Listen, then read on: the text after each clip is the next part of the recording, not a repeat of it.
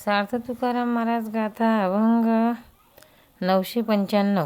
आळवीती बाळे माते ते सुख आगळे, आळवीती बाळे माते ते सुख आगळे, द्यावे आवडी भातुके पाहे निवे कवतुके, द्यावे आवडी भातुके पाहे निवे कवतुके, लेवाऊनी अलंकार दृष्टी करावी सादर, लेवाऊनी अलंकार दृष्टी करावी सादर, आपुलिये पदी बैसोनी कोडे वंदे, आपुलिये पदी बैसोनी कोडे वदी, नेदी लागो दिठी उचलोनी लावी कंठी, नेदी लावो गोदीठी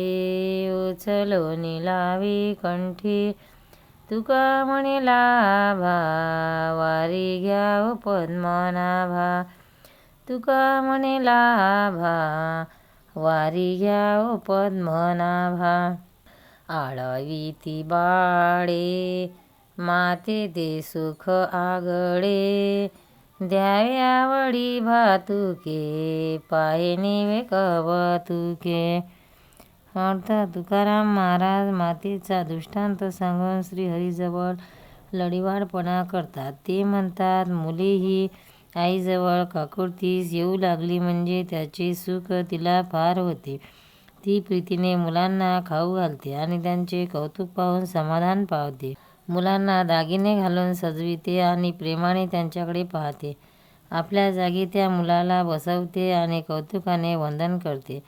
खोटे खोटेच त्याला म्हणते, बस रे माझ्या बापा, तुझ्या पाया पडते मी. मुलाला कोणतीही प्रकारची दुष्ट लागू नये अशी काळजी घेते. त्याला उचलून कडेवर घेते. हे पद्मनाभा श्रीहरी, वर सांगितलेला सुखलाभ जसा ती माता घेते तसे सुख तुम्ही माझे कौतुक व लाड करून घ्यावे.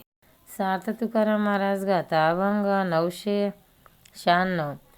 तप तीर्थदाना व्रत आचरण, गाता हरी गुण वारून हे. तप तीर्थदाना व्रत आचरण, गाता हरी गुण वारून हे. कोटी कोळे त्याचे वाटुले पाहाती, त्यात या घडती ब्रह्महत्या. कोटी कोळे त्याचे वाटुले पाहाती, त्यात या घडती ब्रह्महत्या. आपुलिया पापे ना सुटे सायासे, पुन्हा काळे ऐसे नेस्तरेल. आपुलिया पापे ना सुटे सायासे, पुन्हा काळे ऐसे नेस्तरेल.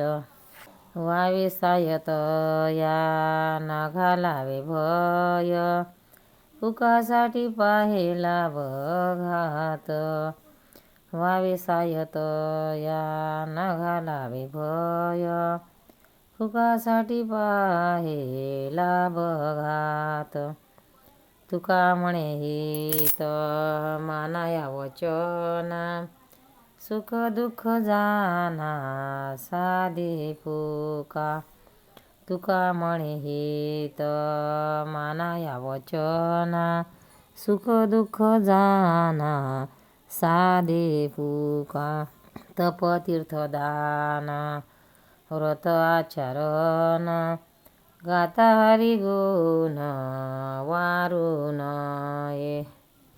अर्थ तुकाराम महाराज म्हणतात, जर कोणी तप करीत असेल, तीर्थयात्रा करीत असेल, दान देत असेल, व्रताचरण करीत असेल किंवा हरिगुण गात असेल, तर त्यांना त्याच्या साधनापासून परावृत्त करू नये. कारण ही साधने करणाऱ्याचे अनेक पूर्वज आपल्या कुळामध्ये कोणीतरी परमार्थ करून त्याने आपला उद्धार करावा म्हणून वाट पाहत बसलेला असतात.